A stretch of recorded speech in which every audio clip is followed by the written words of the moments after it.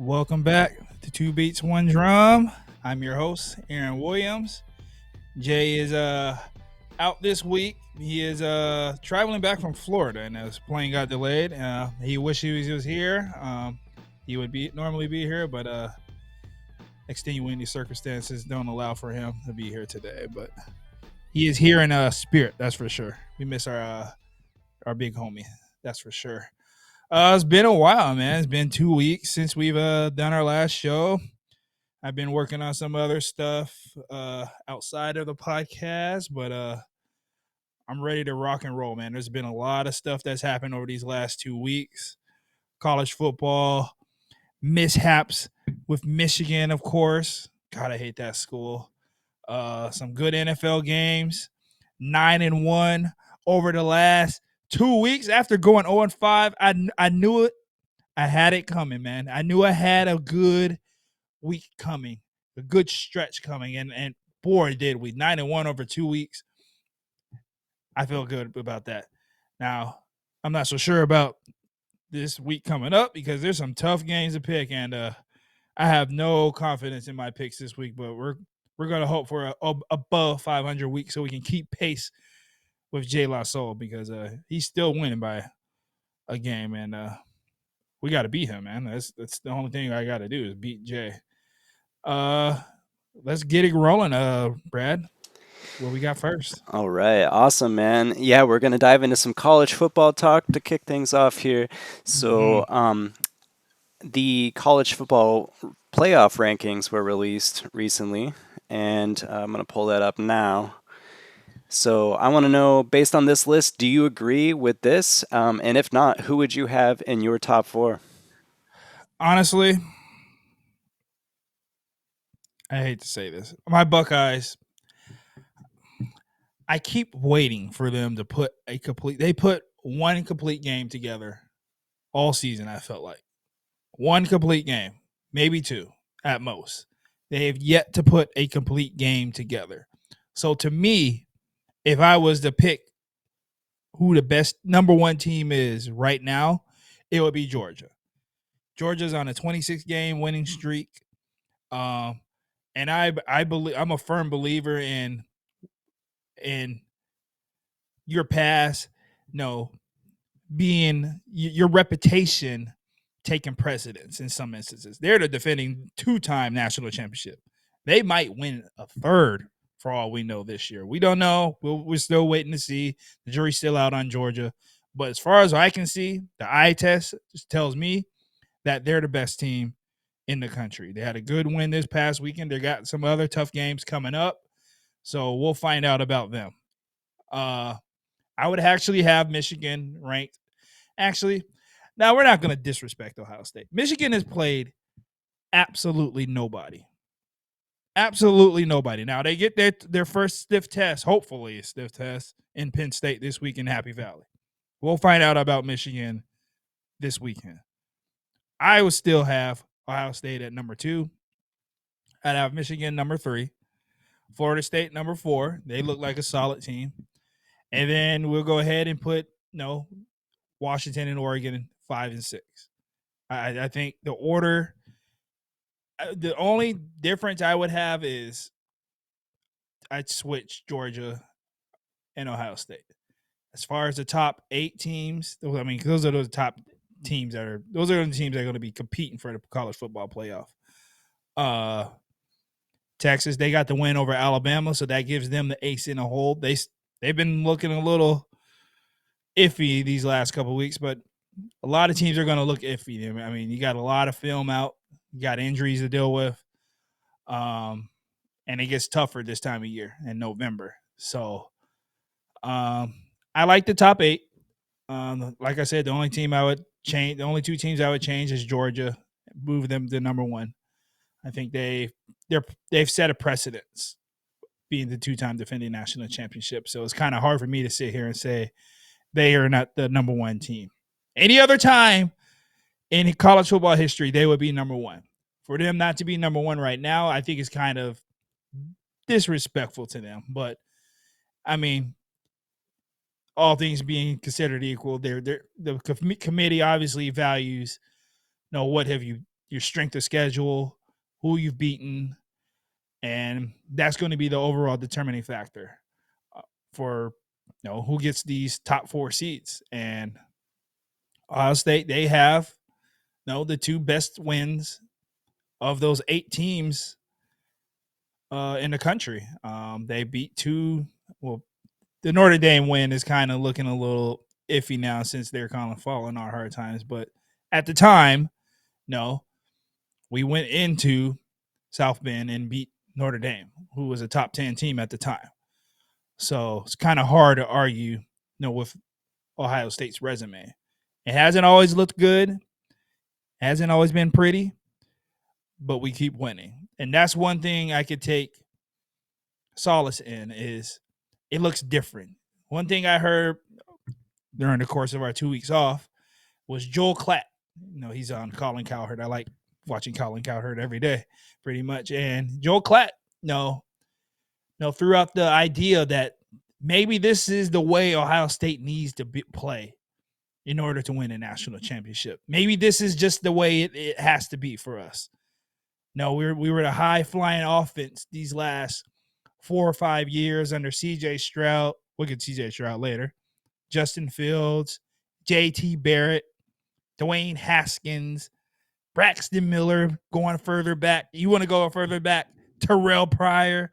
Now, we had some quarterbacks, and it just looks different this year. You know what I mean? It's a more of a defensive-led team with some game breakers on the offensive end. Travion Henderson, since he's been inserted back into the lineup, has looked phenomenal. And we've needed every bit of production that we've gotten out of him these last couple of weeks. So hopefully he can stay healthy.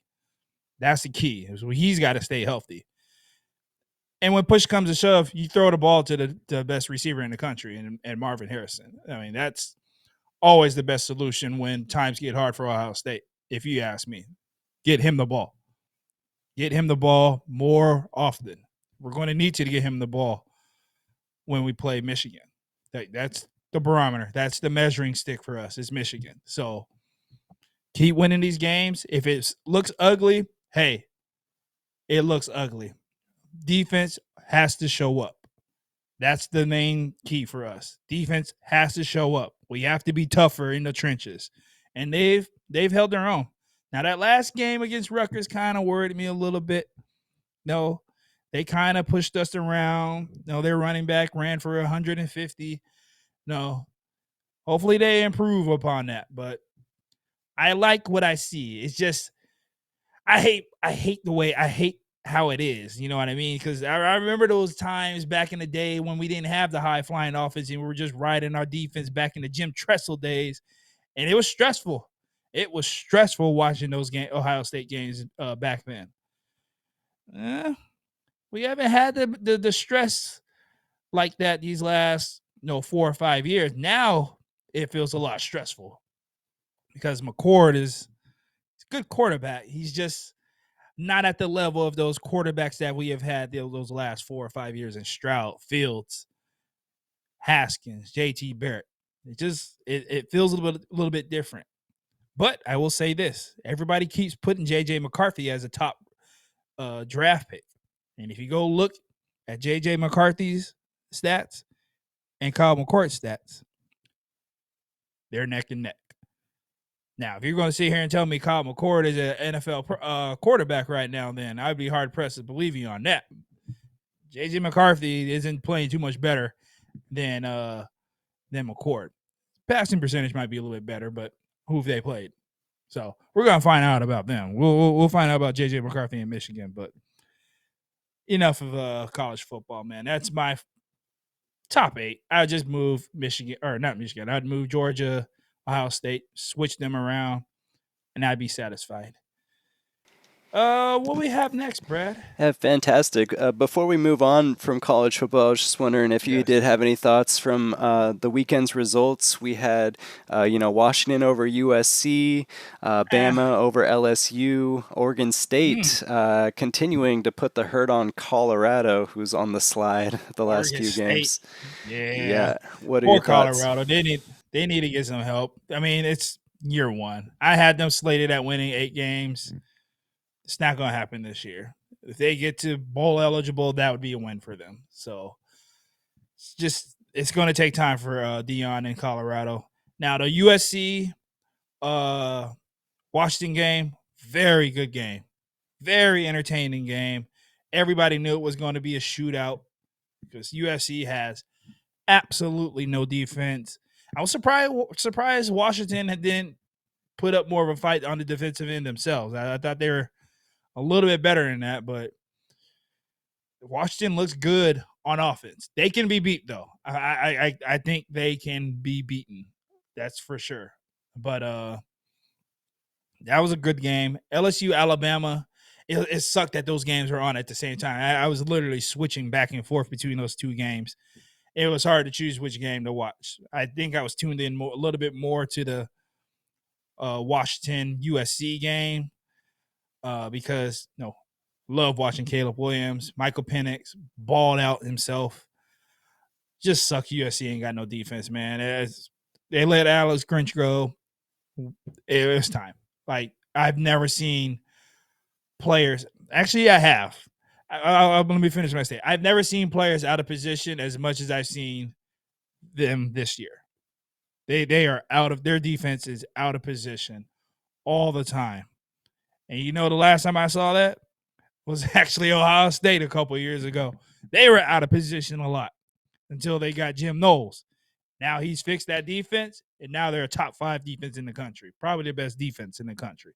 So USC just needs to find them a good defensive coordinator and build. It's going to, trust me, it's going to be rough.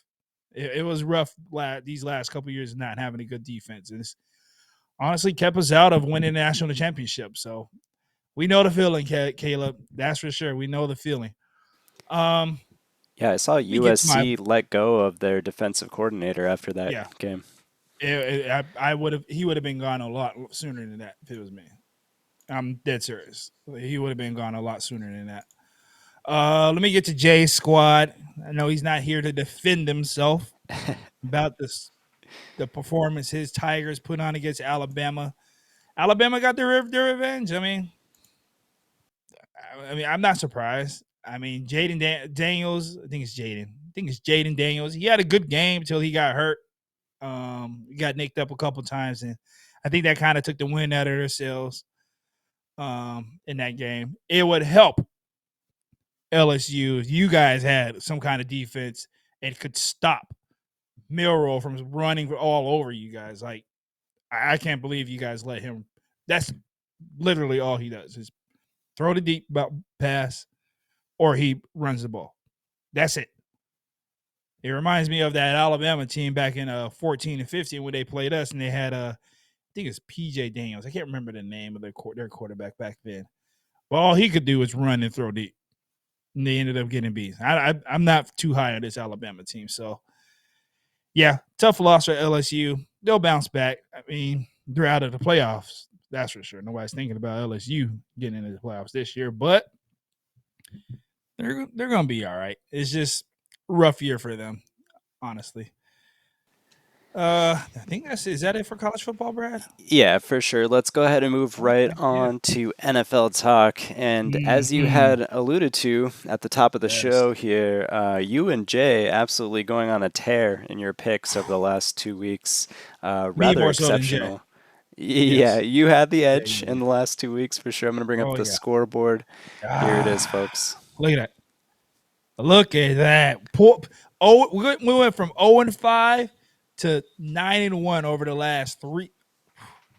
Man, I went on a heater right there for a minute, man. I thought I was about to lose my mind.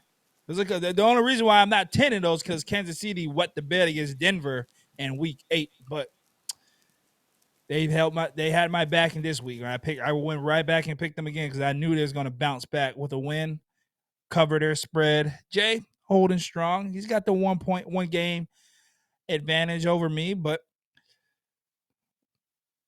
we'll see how the rest of this year goes. We're only halfway through the season, so we got a long way to go. I'm not sure about these picks this week, but let's go ahead and grip it and rip it.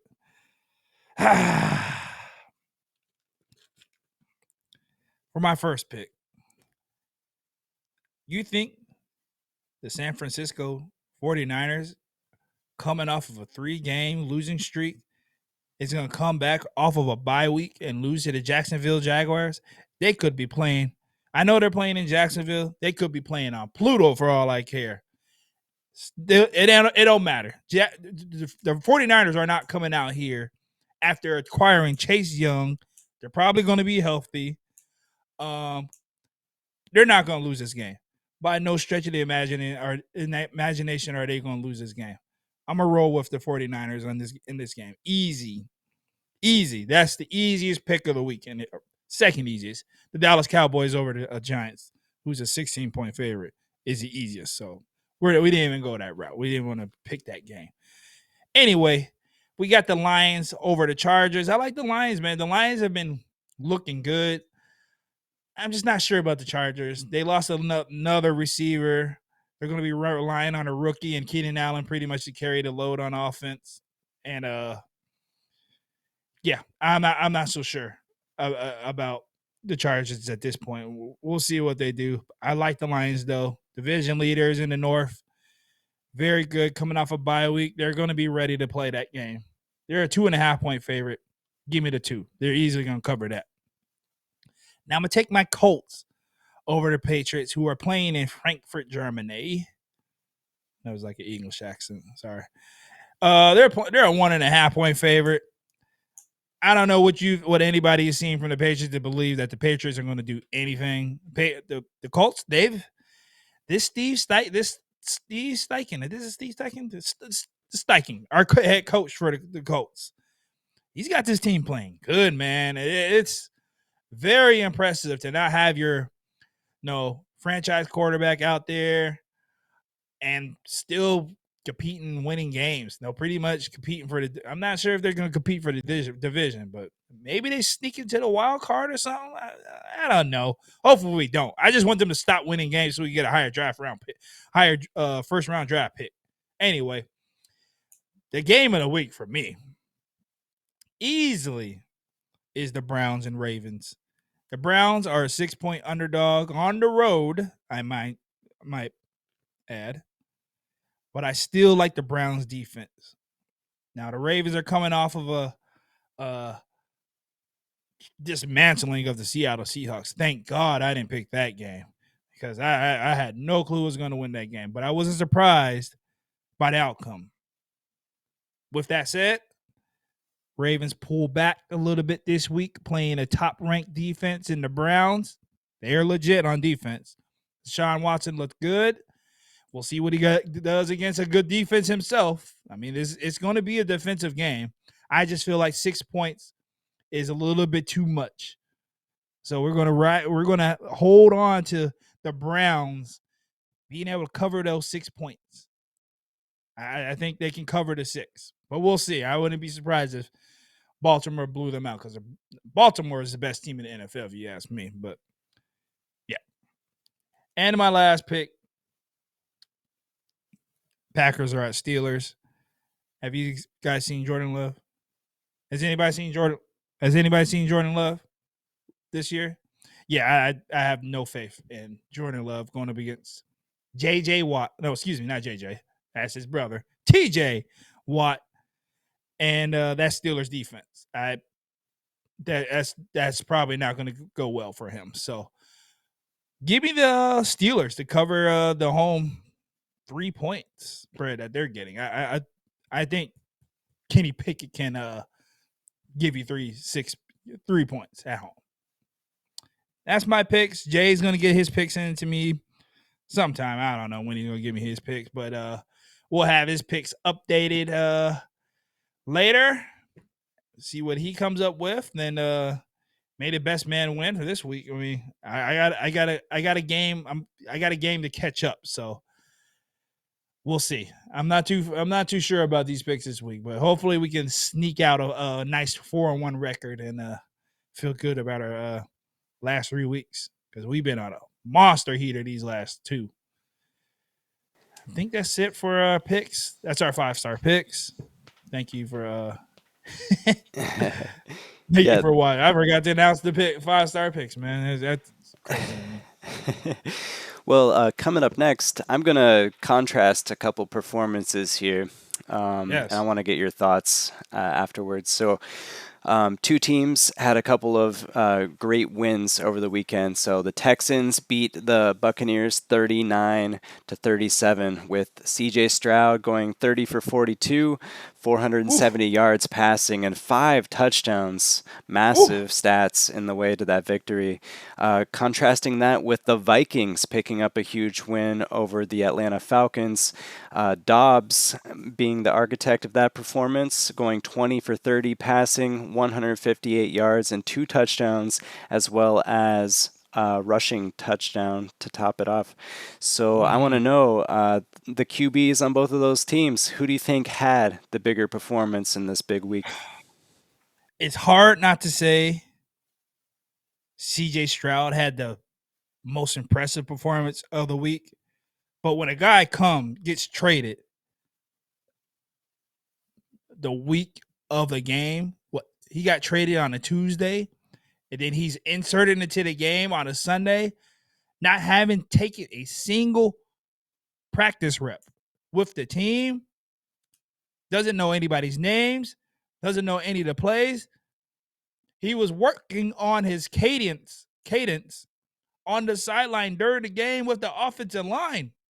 He was getting play calls in as he's in the huddle with his offense. That's ups. I've never heard of anything like that.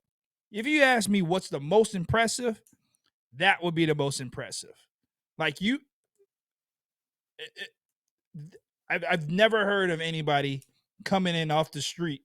He wasn't on the street, but I mean, to them, he was on the street, like coming into another locker room and pretty much winning the game for them, essentially. I mean, that's the most impressive thing. Now, getting to CJ Stroud, I tried to tell people that this boy is it. This is by far the best Ohio State quarterback to ever come out. Reason is you can't teach the accuracy, you can't teach the arm strength, and you can't teach the mentality that kid has up here. You can't teach that. I knew the first game he played that he was going to be a first round draft pick, a number one draft pick. Now, did I know he would be this good coming in his rookie year? I thought he struggled maybe a little bit, but he's making it look effortless out there right now. It doesn't even look like it's hard out there for him at all. Um, I am not surprised that he's having success. I'm just surprised he's having this much success this early. 470 yards passing. Are you serious? Like, come on, man. It's not even fair for him at this point, man. It's like he's like playing a video game. He drove his team down the field with. I watched that final drive. He drove his team down the field in 40, I think it's 45 seconds, 40 seconds. Needed a touchdown. No problem. Just block for me. Just give me time and I'll make this happen. We're going to win this game. And the boy goes out there and pulls it off, man. It's not a steal when you're the number 2 draft pick, but boy, the Houston Texans got a steal and CJ Stroud. They kind of, I don't know if they knew what they were getting. I don't think a lot of teams knew exactly what CJ Stroud was going to be because there's stigma with Ohio State that they have the best of the best. They have the best offensive lineman. They have the best running back. They have the best receivers. I think you guys are starting to see that CJ Stroud was the reason why Ohio State was successful these last 2 years, based off of no, just the ball placement. No, receivers aren't breaking stride. No, a bad game for CJ Stroud when he was at Ohio State was a couple missed throws in a game. That was a bad game for CJ Stroud, typically. Now, he did have some rough performances against Michigan, but 90% of the time, no, a bad game would be a couple missed throws. Like he missed a touchdown throw here or there or something like that. And it wasn't like it was few and far between when he would have that kind of game. But outside of that, boy was lights out at Ohio State, and he's lights out at Houston. And a lot of so-called experts thought they knew what they were talking about when they were trying to diminish, CJ Stroud, what I felt, his reputation. They were trying to find a reason to not put him at the number 1 overall pick, which he should have been, clearly. Now, Bryce Young, he's going through a rough time. He's down there in Carolina. He ain't got nobody to work with. No offensive line. Kind of feel bad for the guy. I just hope he survives the whole year. Just survive. Don't get yourself killed, kid. You're gonna be all right. The number 1 draft pick should have been CJ Stroud. And I think everybody sees that and can acknowledge it at this point. I don't want to hear this. I need to see more from these Colin Cowherd. He was the one that I hate Colin Cowherd out, because I love watching Colin Cowherd. He's smart and intelligent, intuitive. I feel like he says the right things, but he missed the mark on the CJ Stroud one. I feel like a lot of people try to find reasons to not make CJ Stroud the best quarterback to me in college football. It wasn't even close to me. So I'm impressed with CJ Stroud. I'm a huge fan. I'm glad to see that he's doing well. I just wish that the Colts had saw the same thing that I saw, went up and drafted him. That's the quarterback I wanted on my Colts. I could only imagine having him on the Colts with Jonathan Taylor. Woo! Boy, oh boy. Let me get started, man. I'm getting excited, man. Just thinking about that. What we got next, Brad? All right, let's go ahead and move into some NBA talk here. So, I want to know what you make of LeBron's recent comments regarding his time in Miami. So, what did he say? He said, "Let's not get it twisted. The 4 years there in Miami, it was amazing. I loved everything about it. I loved the franchise. The franchise is top tier and one of the best in the world. And as far as his career was going to be his career as far as individually, because he knew how much he put in the game and how much he strived to be great. But as far as what he was able to learn in Miami was second to none, that's for sure." What do you make of that? Let me go ahead and lay the backstory. I heard this on First Take this morning. I always watch First Take. It was one of the first things I watch in the morning. And I heard this comment. They had just played Miami. Lakers played Miami down in Miami. They lost by 1. Great game from LeBron, of course. Had 30 points. Of course. Nobody would have thought anything different at this point stage of your career. LeBron, nobody would have thought anything different, that you would have a great game. With that said, please don't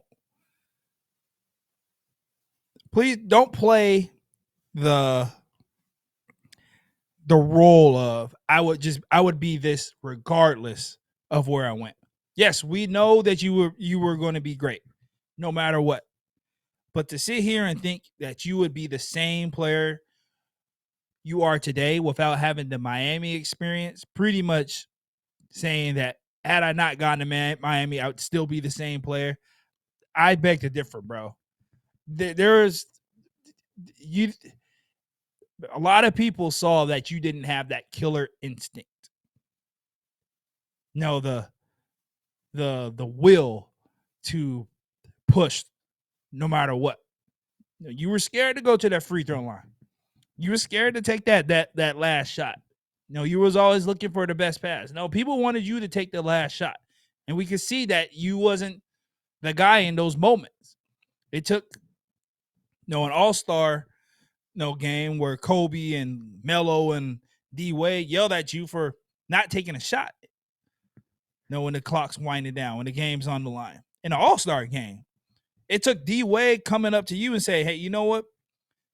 After the loss to Miami in the finals, or not in Miami, to Dallas in I believe is the 11 finals, it took D Wade coming to you and say, you know what? This is your team.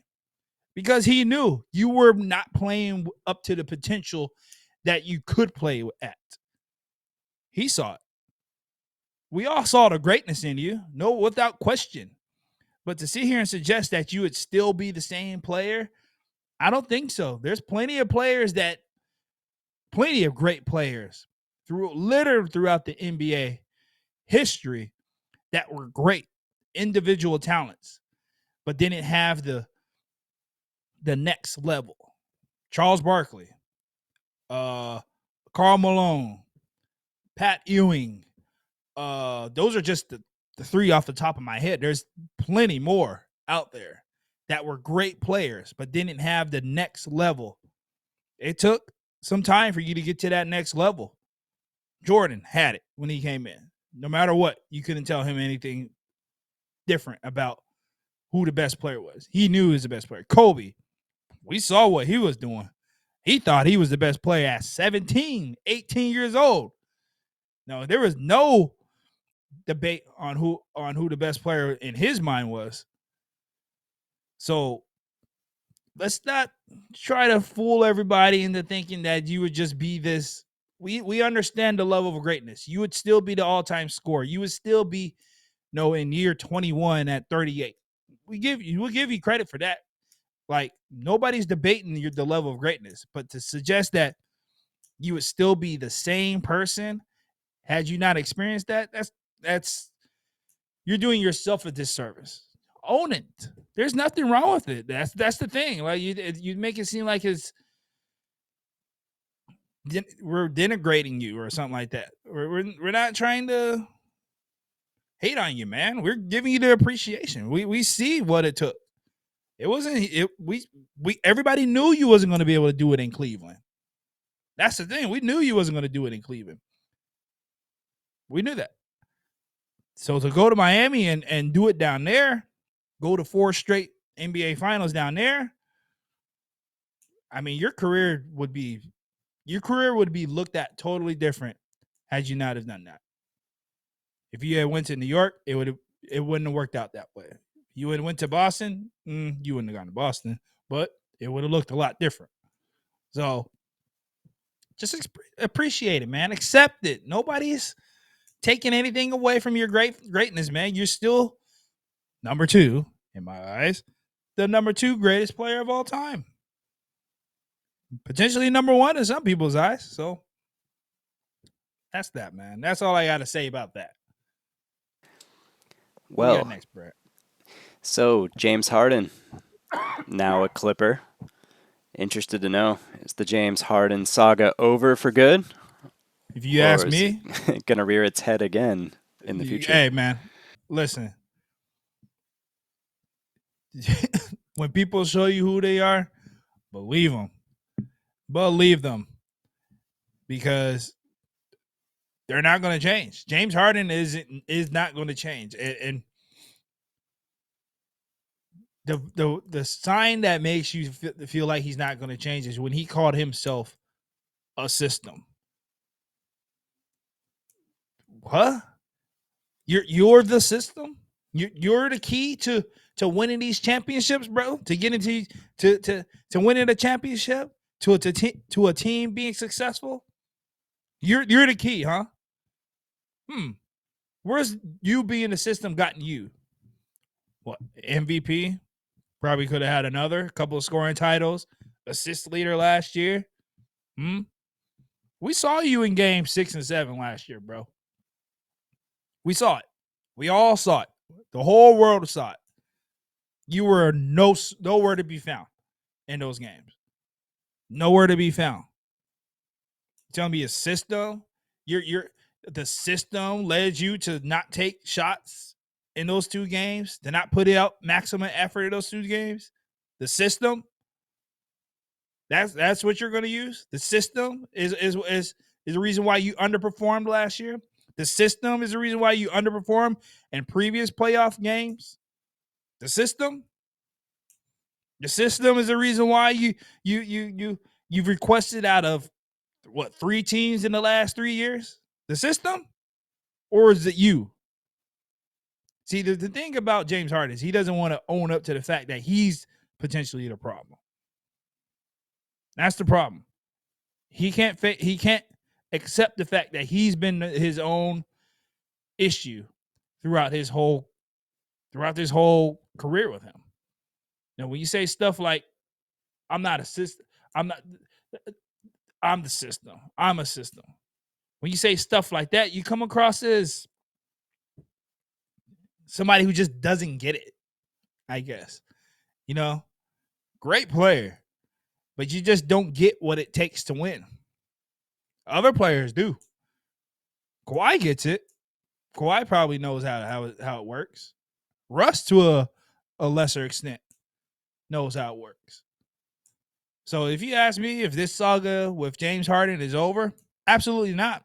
He didn't get his contract. That was your own damn fault. He didn't get his contract that he wanted. Who knows if he'll actually get it? If I'm Steve Ballmer, I'm not signing him to that. Now they might end up doing it since they traded for him. I'm not making that. I'm not signing him. Why would you do that? I mean, that would be a horrible decision for them. Now they probably will end up doing it, but I'm not signing James Harden to no 4 or 5 year deal worth $200 million plus. Absolutely not. The results speak for themselves. The results eventually have to start speaking for themselves. And you don't have much results when it comes to the time that it matters most. The playoffs. The playoffs is where it matters, bro. Simple as that. What are you when the chips are on the table in the playoffs time? In the playoffs. Do you elevate or do you disintegrate? Did you like that, Brad? Do you elevate or do you disintegrate? I like that. Some great wordsmithing. Yeah, I do. I think so myself. I think so myself. And often, more times than not, James Harden is disintegrated. So we'll see how this Clipper thing works. I just hope it doesn't mess with Russell Westbrook. That's all. Russell Westbrook has a special place in my heart. Right here. In my heart. He is one of my favorite players of all time. One of my favorite players to watch. And he's been balling since he got to the Clippers. He's been everything they could ask for and more.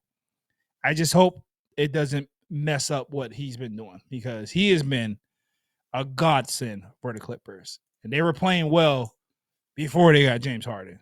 Now, he made his debut. James Harden made his debut, and they lost last night. I won't put that on him, but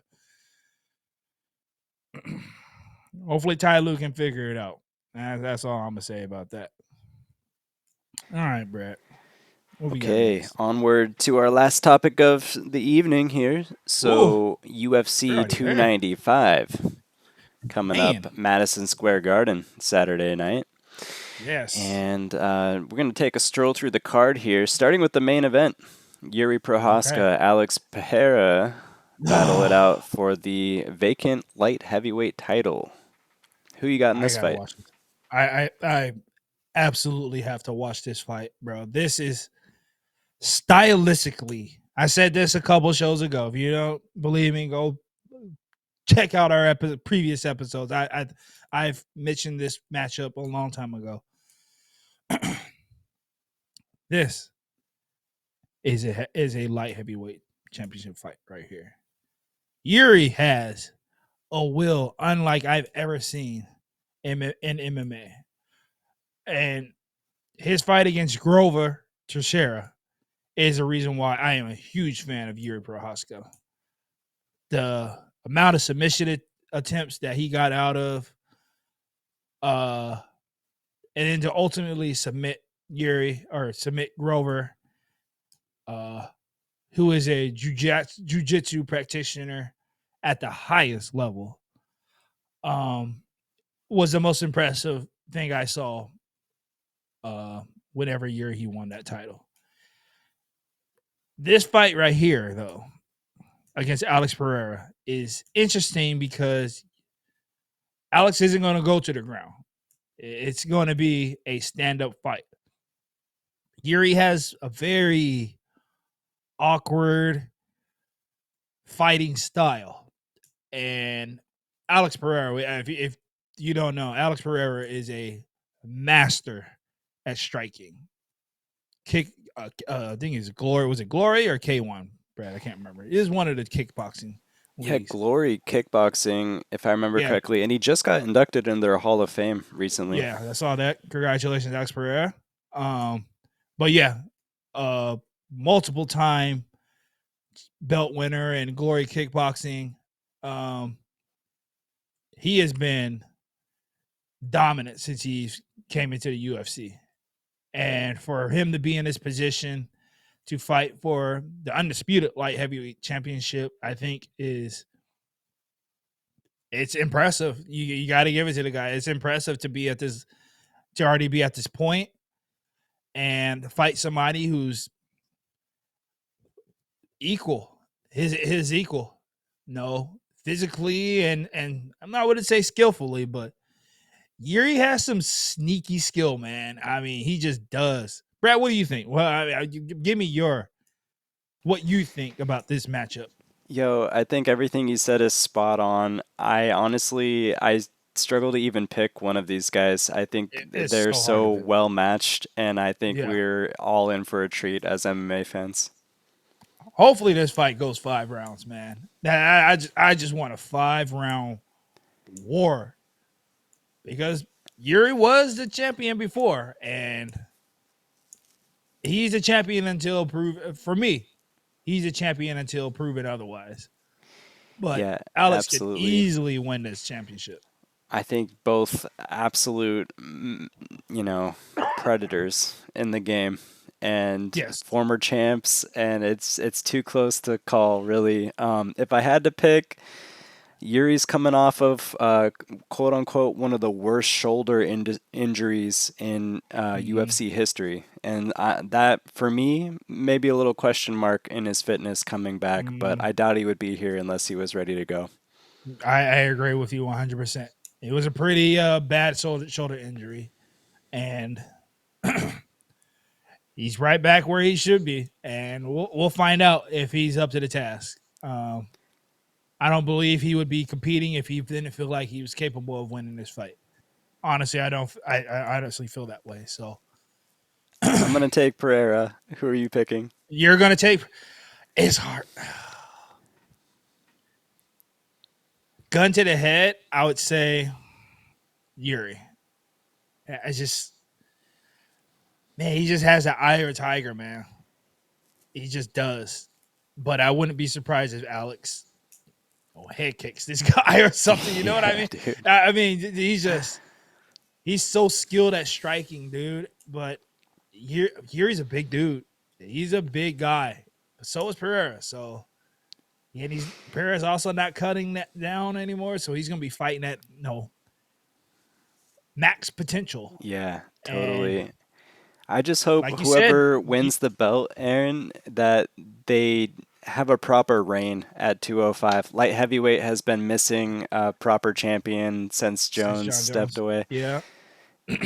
It's been getting passed around way too much, and If Alex wow. Pereira wins, I think it'll get passed around. If Yuri wins, I think it'll stay with him. But sweet dreams, Jamal Hill. Yeah, He's out there, recovering. Oh, sweet dreams, Hill. Hopefully you're doing yeah. well, man. Off the Achilles surgery. He I think, was yeah, he looked good in his title reign. He beat Grover too for the belt. So right. I think regardless of who wins, we're in for a treat at light heavyweight for the next couple 100%. years. Yeah, 100%. Because whoever wins this is going to get the winner between whoever wins this is going to get Sweet Dreams Hill. Hmm. And Jamal Hill's no joke, man. He is very good with his striking and kind of underrated on the ground. Like for him, another guy who actually did well against Grover Teixeira. Honestly, like I didn't expect him to beat Grover, and he passed that test with flying colors. So this is a great matchup. Get your popcorn ready. That's all I'm gonna say when it comes to this. Get your popcorn ready, man, because there's going to be some high flying action.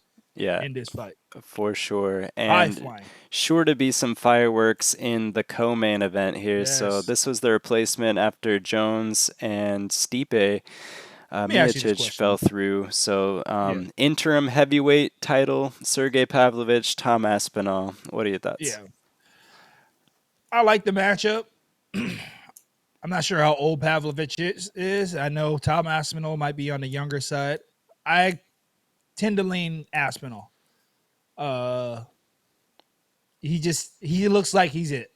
I I think he might be it. The next one at the heavyweight. With that said, I'm gonna say this: John Jones should have been stripped of his title. I'm gonna say this again: John Jones should have relinquished the heavyweight title. This should be for the undisputed heavyweight championship, without question. The fact that he's not fighting Stipe Miocic kind of leaves him left wondering where he's going to finish, and I, I I I think it's unfair to these two guys to step in on short notice to only fight for an interim. Now they're going to get pay per view points and probably get paid very handsomely and all that stuff, but I just think this fight should be for the undisputed. I think John Jones should have relinquished because of the injury, torn pec. That's easily an 8-month injury. Who knows when he'll be actually ready to fight again? And these fighters like to fight, kind of frequently, at least twice a year, and he's just holding up the line, man. I thought it was unfair for Stipe, and I thought it was unfair to these guys. I don't know what's your thoughts on it, Brad? I know you have some thoughts.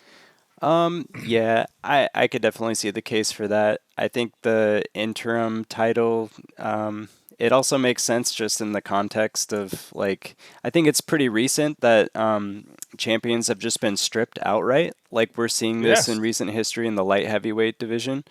But yes. I think history and the precedence is to create the interim for exactly this scenario. But with regards to Miocic, Dana said we respect him too much. This is a legacy fight against Jones. We can't just throw him in for an interim. It would be disrespectful. I think I it's a give you bad that. shake for Stipe for sure to train, and Yeah. he's already had one foot in retirement. I don't know what the right solution for Stipe, like something that could have worked out well in his favor. I don't know what that would have looked like. With regards to this fight being an interim title fight, I'm okay with it, and I love the matchup. I think Yeah. it's an absolute banger of a fight. Pavlovich has been knocking heavyweights out left and right, and Hmm. Aspinall is looking extremely good in his fights too. I think that we're going to see Pavlovich tested in a way that we haven't seen in the last several matchups he's had. Yeah, absolutely. I think Aspinall's going to give him his toughest matchup thus far. Now,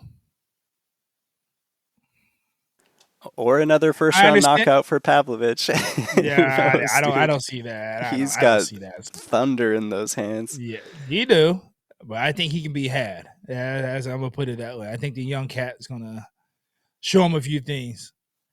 Going back to the John Jones thing and the interim thing, I think the reason why I hate it so much is because I just hate the interim title thing.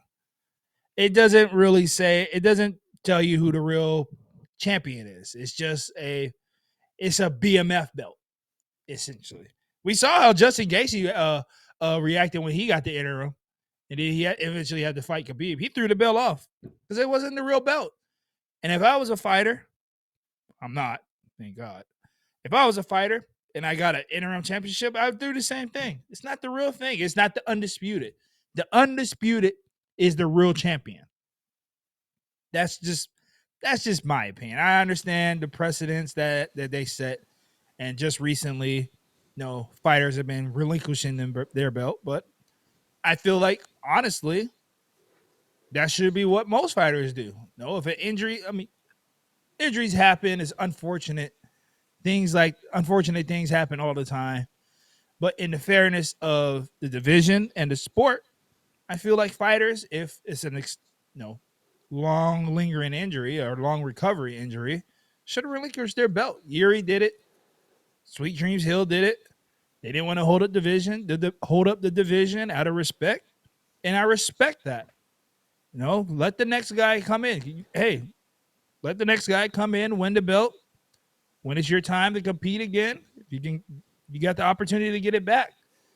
But yeah, I haven't been a fan of them. So you'd be in favor of just calling it a number one contenders match and not having the trophy to go along with it? Yeah, I like that title. I like that definition a lot more. Number one contenders match. But I mean, it's hard to call it a number one contender when Stipe is just sitting right there. Yeah, he's like lurking in the ether, like ready to fight Chance. That's it's such a weird situation. Yeah, it's an unfortunate situation, but I mean, the UFC did the best they could, but it's just, yeah, I've just never been a fan. So you're gonna pick Aspinall? Is that what you said? You're picking Aspinall? I think the young guy's got it. I do. Yeah, I really like both of these fighters. Man, another close matchup. I'll pick Pavlovich just to be contrarian. If he gets one straight right on Aspinall's face, like the fight's gonna be over. Yeah, that's how like his 5 last fights have gone. So I'm just like basing it off of that. But I really think it's gonna be a good fight. I can't wait to watch that one.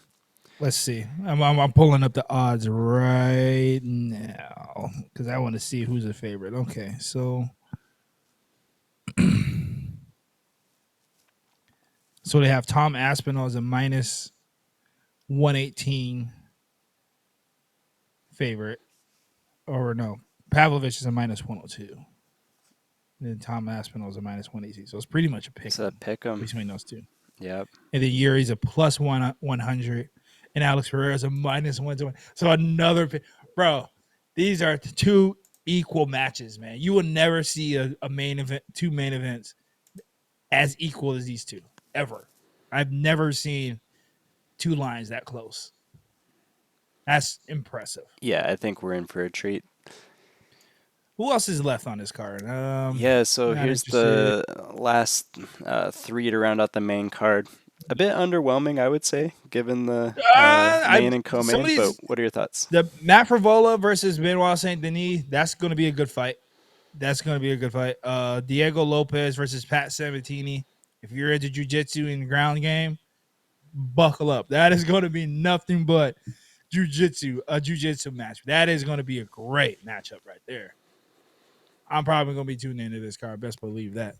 Yeah, and for the ladies here, big fight for Mackenzie Dern coming off a win recently, and Andrade is so tough in the ladies division, but she's coming off a couple of losses, so big match for both of these fighters. I mean, I can't believe Jessica Andrade is still out there doing a damn thing. I'm waiting for her to retire any day now, honestly. Man, she's been doing it for a while. Taking some punishment recently. Yeah, Mackenzie Dern, hope your boxing is up to par because Jessica Andrade is just coming out there to knock you out. She's not going to wrestle with you or anything like that. She's going to come out there to try to knock you out. I say Mackenzie Dern by submission, though. All right. Andrade's been getting submitted a lot lately. Prelim, we're not interested. Take a stroll through here. Anything interesting? Yeah, nothing really interesting down there. It's really all about that main card. The main card. This is the New York card, which is usually a banger of a card, and I guarantee these fighters put up a good show, without question. New York always brings out the best in those fighters. So. Yeah, did you catch the main event of the last fight night, by the way? The Derek Lewis versus Almeida fight? Dude. Yeah, it was the worst thing I've ever watched in my life. Like 21 minutes. It was a new record for control time for Almeida. Yeah. He didn't do probably in anything UFC. He had Lewis in just heavyweight or UFC? I think it was a UFC record, most control time in a 5-rounder. But yeah, had Derek Lewis in full mount and did like no damage. It was excruciatingly boring. Yeah, I just wish Almeida went for it a little bit more. Try to put Derek Lewis away. After he could have put him away. after the fight was over, he celebrated like he beat John Jones. Like it was the most absurd thing. Yeah. Derek Lewis is tough though, so I'll give him that. I mean, you have to be on your P's and Q's with Derek Lewis. He's a bull, man. That's like fighting. That's like trying to wrangle a bull, man. Yeah, So yeah. Yeah, I think that was probably the most impressive thing about the fight was like how composed Derek Lewis stayed on the ground, and he was, working some good sweeps and had a lot of unfortunately, good defense. he's too composed, man. Like you, eventually, you got to get to a point where you're like, man, I'm trying to win I'm trying to win a fight. You know what I mean? I'm trying to win a fight here. You know what I mean? Put out some effort. Get up. Quit just laying there and let this dude lay on top of you and defend. You know what I mean? Like Those are big boys there, and you got to be strategic they with are. letting that gas tank out. Yeah, and heavyweight, you got it. It's almost Heavyweight all or nothing grappling, dude. sometimes. That's why you don't see that very often. Oh yeah, no, heavyweight fights are for bangers, man. It's like Like it's 260 pounds or something. yeah, for sure. Did you happen to catch any of the Ngannou Tyson Fury? Did you see any of that? I may have caught an illegal stream. Hey, Yeah. bravo, It was Ngannou. freezing up in the last 2 rounds of the fight, which was annoying, but I couldn't get my money back. So, yeah, it was a good fight. I mean, watched Ngannou drop Fury. It's very exciting. My wife and I were both rooting for Ngannou. We really like Ngannou. He's just a really cool character. He's a stand-up guy, man. Interesting story, very soft-spoken, interesting guy. So we wanted him to win, and we were stoked. And we thought, he could have pulled it off, but we thought there's no way the judges would give him a decision, just based on the context. And everybody seemed, everybody seemed to thought Ngannou won that fight. I didn't see any of the clips. I'd have to go see the clips, but yeah, it's unfortunate. I mean, if he had won that fight, boy, UFC, he won Dana White's got to without be winning. sitting there Dana White's got to be just sick to his stomach. He won't admit it, but he's got to be sick to his stomach, bro. Got to be sick to his stomach. Well, what would you compare this situation to? So the biggest fight for Ngannou is easily John Jones in MMA, and it's very likely that this will never actually play out. So what would you compare this to as like a missed opportunity if you were to relate it to another sporting matchup that never occurred for one reason or another? Another sporting matchup? Yeah, just like where two athletes are in their prime or in the history of sports, just relating this situation to put it into context. Just off the top of my head, was it the 2000 and I think it was the 2009 NBA Finals matchup, which could have been Kobe Bryant against LeBron James, but Orlando Magic, Dwight Howard and Orlando Magic put LeBron out in the Eastern Conference Final, and we would have had Kobe against LeBron in that finals. And boy, we were this close to having that. If we would have had that, that's the one that got away because everybody thought they were literally doing Nike commercials. They had the Nike commercial had LeBron, a LeBron puppet and a Kobe puppet, puppet in a commercial, pretty much promoting that as a finals matchup. And Orlando was motivated by that and said, "No, we're not having that," and put LeBron James out of the playoffs because of that. That's the story they tell. Yeah, and now we'll never know. Yeah, it's such a shame. That's the one. It's such a shame. Another one in the UFC is the. Although I think Khabib would have steamrolled him, but we'll never know. Khabib versus Tony Ferguson. That's the one a lot of people wanted to see, and we just never got it. Kept getting booked and just kept getting canceled over and over and over again. So Dana said, "I'm done." So that's the one in UFC that got away. A lot of people wanted to see that one. Yeah. But a good consolation prize is Paddy Pimblett versus Tony Ferguson, right? Paddy the Baddy versus. Yeah, no, I'm not too. We'll cover that. Tony needs to retire, man. Yeah, it's time. I don't know why they keep booking Tony. Honestly. Yeah, yeah, his results are rough. All right. All right, Aaron, bring us home. Yeah, let's go ahead and end this, man. We were at that hour mark, and this show is over. Jay will be back here. Hopefully the next episode. Definitely he'll be back on the next episode. But follow us on Instagram. Listen to us on Spotify, Apple Podcasts. We're on TikTok posting. Support, like the stream. We're on YouTube, of course, if you're watching. Um, thanks for watching. Like, subscribe, comment, hit us up. You want to jump in on the show? Please let me know. We'll talk about your squad, whoever it is. You want to debate some UFC fights? Talk about James Harden. Talk about your GOAT LeBron James over Michael Jordan. Please present the argument. I'd love for you to do it. Anyways, thank you, Brad.